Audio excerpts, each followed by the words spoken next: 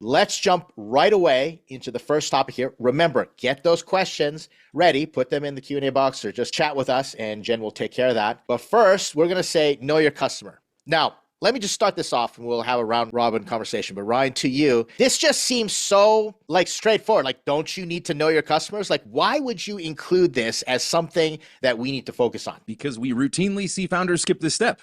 Right? It happens all the time. We get there. Okay, so who are you selling to? Well, business owners. You might as well say people, right? We got to be specific. So when I talk to founders, and we do this all day, every day, most of the time they're not, early stage especially, and sometimes later stage companies are still really not clear on who their customer is. It's as crazy as it sounds, because if you don't deeply understand your customer, if you're just guessing, if you don't know who they are, if you don't know their pain points, if you don't know what they care about, the things you design, everything for your messaging, your product, what are you doing? More to the point, if you don't know who your customers are clearly, how the hell are they supposed to know that they're your customers, right? It cracks me up. And look, I'm going to do this, Ed. I'm going to do this. We did an entire episode on this, but the mom test, sorry, there we go. There you go. There she is. Use this stuff. There are so many tools out there to get to know your customers really, really, really well. So I don't know how we want to run this, Ed. Do we want to go into, we want to talk practical steps on how to actually do this? Do we want to dig into just some key tips? How much time are we going to be able to spend on each one of these topics? I think we need to spend enough time so that everybody in the audience can say, all right, I know it and I can at least start it and then continue to ask questions, because, just ripping off the Band-Aid here, Ryan, you run a Getting Customers workshop every Monday and Friday here at Startups.com. So you're going to be talking about this. So let's get the conversation rolling, but let me just try and encapsulate, and I'd like to hear from Jacob, but it's kind of like a few expressions I've heard is you try to sell to everybody, you sell to nobody. And then on top of which, there's a difference between knowing your customer and knowing of your customer, and then really knowing your customer. I think that's what you're trying to get to. Yeah. In my case, in my experience, you have to really you gotta spend time as them. You really have to understand them from that perspective. How do they feel about the problem? How do they approach it? Are they aware? Really sink in and just spend some time seeing it from their side, right? The minute we can see things from their side of the table, we really understand how they approach this, the words they use to describe it, all that stuff, it all becomes much easier, right? So differently, when you don't know these things, when you start to do anything in marketing, you're going to be guessing. You're just going to be throwing darts and seeing what comes back. Or maybe worse, you go and you try to copy what somebody else has used, all right? You go grab some verbiage from a competitor and you try to use that. Well, there goes differentiation immediately, because now you're just literally copy pasting what somebody else is doing. So take the time, right? And there's a few really simple steps we can follow here to do this. Start with an ICP. If you don't know what an ICP is, ideal customer or client profile, pinpoint their demographics, pinpoint their habits, specific problems they're trying to solve. I want you to be able to say something like, my customer is use my example from before, business owners. Okay. Bullshit. We can't use that. Doesn't work. Right? Sure. We've got to be far more specific. So if you come and tell me my customer is a solopreneur who struggles to manage their time, what solopreneur doesn't, right? Now we've got something we can work with. We understand something about this individual and we can start to use that. So guess what? So that they know that we understand something about them. But this becomes really powerful. Let me interrupt you for a second, Sure. Because I know what founders do, and I've been guilty of this. They say, but if I narrow down my ICP, I'm leaving business on the table. I'm not going to be able to sell as much. That insecurity sets in. Now, but this goes back to that specificity of messaging, right? I think you said it earlier. When we talk to everyone, we speak to no one. When the messaging becomes really, really broad, think of it this way: we want messaging to hit a fine point really hard. We don't want to just sort of show up in front of people, right? Yeah, there are times where awareness matters, but awareness doesn't buy us enough here, right? We can't just show up. We have to be relevant. In order to be relevant, we have to be specific, right? Yeah. Disney doesn't advertise, come have fun. Okay. How? What are we going to do to have fun? Well, you're going to ride themed rides based on the characters that you know and love. Okay, cool. Now I'm into it. Which characters? Oh, the ones I actually like. Great. Now we're being specific. I think the challenge is founders tend to believe that they're leaving a lot on the table when we get specific. And what you will find, having done this wrong 100 times and then finally figure out how to do it right, Sure. is that what ends up happening is you're not saying no to anybody. You're just saying a much louder yes to the people that you're specifically targeting with that messaging. Yeah. Great perspective. Jacob, I'm going to pass it over to you. So you said something really interesting in your pitch that has evolved, and we want all our founders to continue to evolve. You said, I help Christian entrepreneurs. So that means you've now niched down, and I'm going to assume that comes from this process of I'm getting to know my customers, and I want to say a louder yes to Christian entrepreneurs. How did you come to that? Walk us through using the principles of know your customer, and maybe we can workshop a few things, or you can inspire somebody else in the audience. Maybe they're going through the same process. Yeah, thanks, Ed. This is a really really powerful conversation for me because I struggled so much with just being able to identify who it is that I could serve best. And it was actually, Ryan, your workshop that I last went to that we were talking about. I asked a question about partnerships and about scaling, and you challenged me essentially, why would I even try to scale anything when I didn't even know who I was talking to? I was that classic guy, extremely general. And for me, it wasn't until I sat there and did the work and identified that I was avoiding this audience that I actually had a great passion for and am uniquely suited to serve, because I was fearful how I was going to be portrayed by others out in the community. So when I let go of that fear and realized, okay, this is who I need to target, this is who I can serve the best, marketing content just started flowing out. It was so much easier to create stuff. I created the Anchored Entrepreneur, which is a productivity guide for Christian entrepreneurs. And just it became so much easier to talk to just others and let them know, like, hey, this is who I'm serving.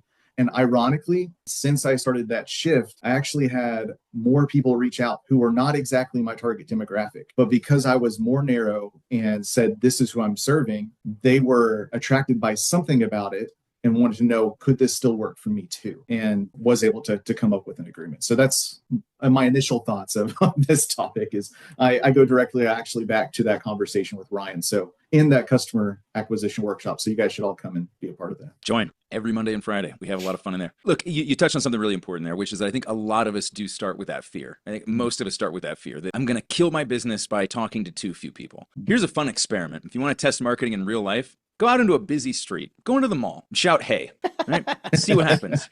Now, shout, hey, you in the yellow jacket with the funny looking red hat.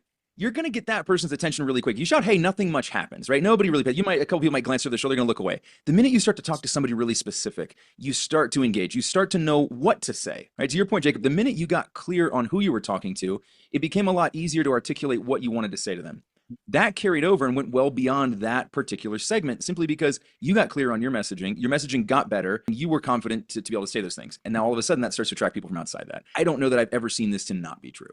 Let me add another dimension to this based on my experience, because I think it's super easy to just go to the standard demographics, job titles. But for example, we had a startup and we were trying to target companies. Then we narrowed it down to who are the decision makers. And we said, we need to talk to the CEOs. We can't go through a department. But then we narrowed it down even further as we are talking and learning and getting to know our customers. We found out that CEOs that started in new jobs had this window of 30 days where they were the most receptive. And once we started changing that, yes, our pool got smaller, but we've had clients and literally six-figure contracts based on that, because guess what? We hit them at the right time. So knowing your customer is not just about the surface things, but maybe the situation they're in, the pain point they're in, how they process that pain point. Ryan, you talk about this all the time. How about you expand on that? Sure. So look, I think you hit on something important. So when we were going through the practical steps before, it starts with defining an ICP. This is not where we start and end. This is where we start. Right, to your point, we open this up with an ICP. We have to have some idea of where to begin. But think of your ICP, your first ICPs, as hypothetical, right? It's a guess. We're starting there because we got to have somebody to go and talk to. And in order to be able to talk to them, we need to know something about them so we can be specific in the messaging, even if we're just trying to have conversations, even if we're just saying like, hey, I'm working on something. I need somebody smart like you to tell me how they see these problems. You still need to know who you're going to go talk to. So we start with the ICP. Step 2, go talk to real people. You got to go talk to real people who fit that ICP. What almost invariably happens, the ICP evolves. It shifts. Exactly. It goes from CEOs of companies of this size with this revenue in this industry and these demographics to who also started in the last 30 days, because these are the ones who are still looking for that lifeline that we provide. Then once we do that, and once we start talking to those customers the other way, and this happens later stage in some cases, depends on the market you're in, but it's observed customer behavior, right? And so this is where we want to then see, like, is there a meaningful difference between people who truly fit our ICP and people who are close to the ICP? So in your case, Jacob, if you bring in a client who's not in that core, do you have the same level of success with them? Are they as good at clients? Is there the same type of outcomes being created? And just make sure those things are all still true. Before you get to the point where you actually have clients, we can still go and observe customer behavior. We go to forums, right? You can go find out a lot about how people are thinking about existing solutions, how they're solving the problems, how they talk about it. We talk about this a lot. Like, I love to have conversations with clients when I need to create them. If I don't, i.e. I can go and just observe third-party fly on the wall style conversations that already exist. Fantastic. right? I still want to talk to real people, but there's also a point at which I can just be gathering information by looking at behaviors online, in forums, Reddit threads, LinkedIn groups. There's all sorts of places where we can see these conversations play out and understand a bit about what they're doing, which again feeds back into recrafting that ICP, having more conversations with clients and so forth. Let's button up this topic. And I encourage, if you're in the audience, we got a good one today. A lot of names I recognize. Thank you so much for joining us. If you've got questions specifically about knowing your customer, applying specifically your startup, we will workshop it with you. But let's button up. Ryan, review once again. Give us the very clear steps. If we want to go out and get to know our customers, wrap it up for us. What should we be doing right after we finish listening to this video? If you don't have one, go create an ICP. If you have an ICP, review it and make sure that it still matches what you're seeing in the real world. 1. 2, talk to real customers, right? Pick up the phone, get on Twitter, message on LinkedIn, do whatever you have to do to get involved with people. If you want to really nail those conversations, this process, it works. The mom test, grab the book, okay? Do it. 3, observe their customer behaviors, right? Just see what people are doing, because there is often a difference between what people say and what they do. Very, very frequently. So we want to be able to kind of mash those two things together and say, here's the reality situation. Here's what they say they want. Here's what they say they want to do. Here's what they're actually doing. This will often open up that window to really understanding, maybe seeing key gaps between what they're saying they want to do, what they're actually doing, so you can address that, right? No better way to sell something than to walk in and tell somebody something along the lines of, hey, I know that you want to do this, but I see that this is what you're still doing. Is this the problem that you're having trouble getting over, right? And identify some sort of a stopgap or block that is keeping them from getting the thing that they actually want. This will help you understand your customers far better, which to Jacob's point makes it so much easier to start to communicate with them. We had a message coming from chat saying, thanks for your input here at Startups.com. Ryan, thanks to you. They went out and got mom test. Just got it. Talking about the ICP. That's fantastic. Nice. And I want to make this comment. If you just listen to Ryan, and this is where I want to give Ryan his flowers, because Ryan has a really great way of talking you through your assumptions in your head without making you feel really bad, but actually putting it right between the eyes and forcing you to confront. So Ryan will ask you questions. And I think Ryan and Jacob, both of you can attest, this is the benefit of being a part of a community and actually using each other as these sounding boards and saying, this is what I'm thinking, this is what I want to test, and just letting someone talk you through it. What do you think? It's so valuable to have somebody to bounce things back off of and to kind of help you get out of your own head. I was on a call earlier today with a founder, and I'm going to paraphrase it. It's pretty close to a direct quote. The direct quote was, damn you, Ryan, but also thank you for making me think about that. Right? We need this, right? We need to be forced out of our comfort zones. We need to be forced to look around the corners that we can't even see yet. We need to be forced to peel back the blinders on occasion, lean back, get a little perspective, and move forward, right? We're not here to provide answers, but we're definitely here to provide frameworks. We're here to provide visibility, perspective, and just help you get out of your own head. Right? I think that's one of the biggest things that we provide here.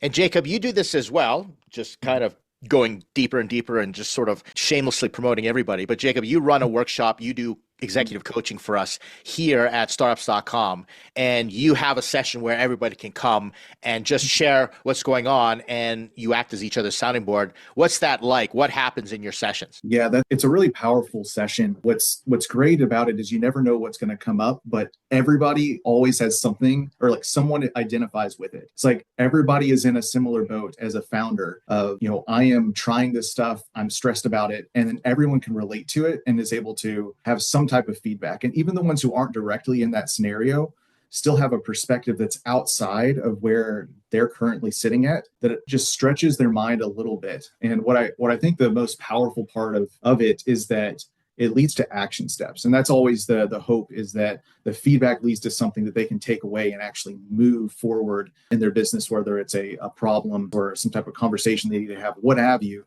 It's always something actionable that they're taking away. So it's been really great to be a part of.